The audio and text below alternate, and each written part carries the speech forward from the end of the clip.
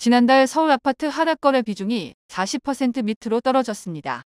지난해 말부터 쌓였던 저가 급매물이 소진된 후 하방 압력을 견딜 만한 물건으로 시장이 재편된 영향으로 풀이됩니다.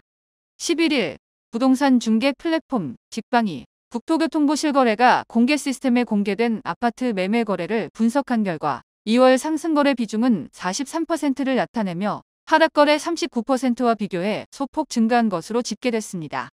2월 서울 자치구별 물량은 전체적으로 감소한 가운데 가격 움직임은 상이한 모습을 보였습니다. 1월 하락거래 비중이 49%에 달했던 강남권은 2월 43%로 나타났습니다. 1월 저가 매물 소진 이후 숨고르기에 들어가며 보합거래가 늘어난 모습입니다. 작년 말 하락거래 비중이 절반을 넘어섰던 마용성과 노도강, 은 2024년 하락거래 비중이 점차 줄었습니다. 마용성은 23년 12월 56%에서 올해 1월 41%, 2월 33%로 하락거래 비중이 크게 줄어든 모습입니다. 노도강 역시 지난해 12월 51%에서 올해 1월 46%, 2월 42%로 하락거래 비중이 감소했습니다. 한편 금관구는 2월 거래 중 49%가 하락거래로 나타났습니다. 1월 거래량과 하락거래 비중이 늘었지만 시장에선 여전히 더 싼 매물을 찾는 수요가 여전히 거래 시장을 주도하고 있는 것으로 보여진다고 직방은 설명했습니다.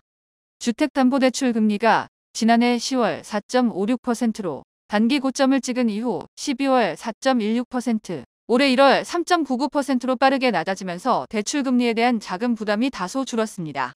또한 대환대출 인프라를 통한 대출 갈아타기 서비스가 개시되면서 은행들이 금리를 조정한 것도 주택 수요자에게 희소식입니다.